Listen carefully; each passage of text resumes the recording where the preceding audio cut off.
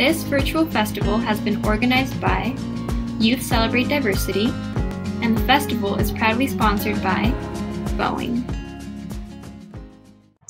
Hi, my name is Kimberly and I'm from Rifle, Colorado. And I'm Natalia Aguilar, and I'm from Boulder, Colorado. And today we're going to be talking to you guys about cultural appropriation. Alright, and to get started, we're going to talk a little bit about what cultural appropriation actually is. So, cultural appropriation occurs when a person from one culture adopts the fashion, iconography, trends, or styles from another culture inappropriately. Often more than harmful, when the culture begins appropriating is when it's historically oppressed by a group. And then these are some examples of like how it's been misplaced, etc.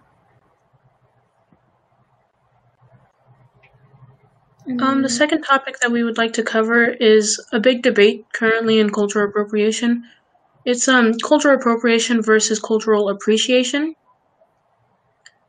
And these debates kind of range, as some people think that cultural appropriation doesn't exist because no culture is completely original and uninfluenced, while others believe that musicians, designers, and artists get a pass because they create art that's open to discussion and interpretation.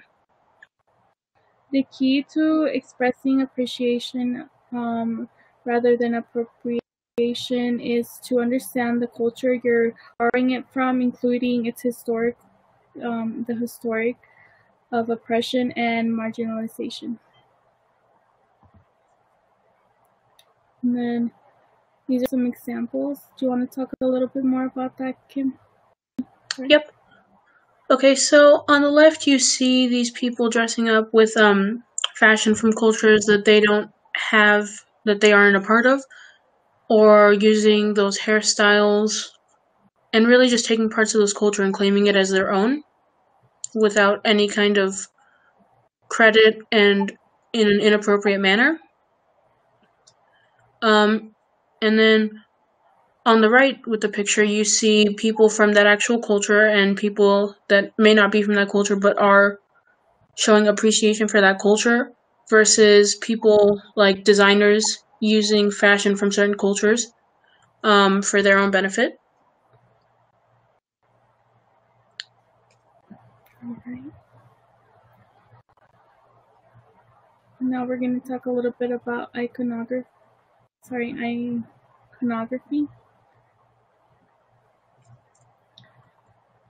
So iconography is using, one of the main examples of iconography is when people use religious symbols such as the war bonnet, medicine wheel, or cross.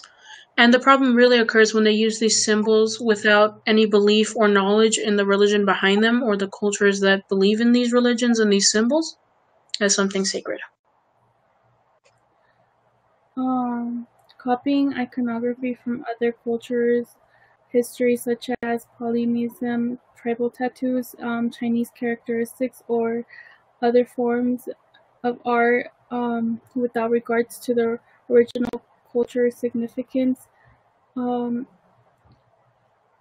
it's kind of seen bad just because they don't know where it's coming from and they're still getting these tattoos or other forms like jewelry. And do you want to add a little bit more to that? I think really the main problem that is seen in using these things is that it's not only that they don't know where they're coming from, it's that people don't really care to figure out where they're coming from or any kind of meaning behind these different religious symbols or tattoos. I feel like people do it because of the trends or just because of the style that's happening, not knowing where they actually come from is the big point here. Yeah. Mm-hmm. Awesome. And then we're going to move on to Halloween costumes. Because we're close to Halloween, many Halloween costumes are actually a big example of cultural appropriation. And these costumes are often thought to be offensive or almost as if you're taking these cultures and these traditional sacred fashions statements and everything from these cultures, and you're using it for your own entertainment, and it's something that you just take off once you're done with it at night. And so that's seen as adopting the culture inappropriately. Some of these costumes that people are like the native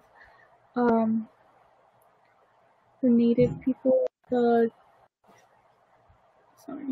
Japanese and like the gypsies. They're wearing these costumes without knowing like what they actually mean, and then sometimes it could be offensive just because we don't know like what they actually mean to their actual cultural. And again, like Natalia said, Halloween costumes are something that are really big, especially at this time of year with Halloween coming up. And so you'll see a bunch of people wearing these costumes, whether it be a geisha or a gypsy, Native American. But you see a lot of people walking around in these costumes and not knowing anything about like the stuff they're carrying, like the Native American headdress or or how sacred it is to those cultures. And then many times people just wear them for fun and like play like cruel jokes. Because I know I saw on social media people taking like the Muslim outfit, like what they typically wear, and then made like offensive videos about it, which is like totally not okay. And that's like, it wasn't I think during Halloween, but it's like something that people have to be aware of. These costumes exist like in Halloween stores doesn't mean you should buy them or stuff like that. And then this is like how to avoid cultural appropriation. Do you want to talk a little bit about that? Yeah, so really the main idea of this whole thing is that researching a culture doesn't necessarily give you a free pass to just use that culture however you want. You always want to make sure that if for any reason you're gonna use something that isn't from your culture, to ask yourself a few questions. Do you wanna? Yeah, some questions include like, am I using something scared to other cultures?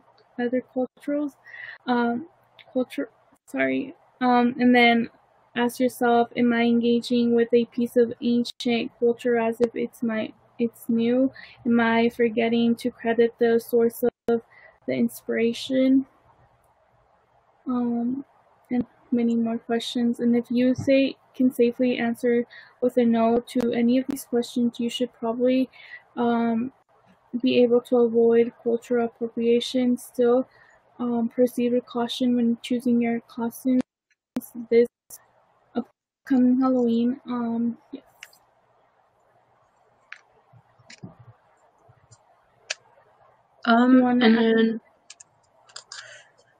Yes. So I think really the main point to all of this is to be careful with what you're doing and to make sure that if for any reason you have any doubt, no matter how small it is, to either do more research or to just play the safe way and figure out something else, especially in Halloween costumes. If you for any reason think that it could be offensive to another culture, just pick a new Halloween costume. Do you have anything else to add? Yes, I really like this image, just because like it says we are a culture, not a costume. Something to keep in mind this Halloween, because what you wear like can like set the tone for the future, and people like sometimes in the future will look at like research or something, what this costume represents, and they could probably find something of like if you like misinterpreted the costume like in the past, and then people look at it in the future, it can like entangle everything, and it's just really bad. And then that's everything for me. Do you have anything more to add? Not really. I think it's just the whole thing with being careful with what you're doing and making sure that you're doing your research before you use something sacred to another culture for your own entertainment or enjoyment. Yes. And then thank you so much for listening to our presentation.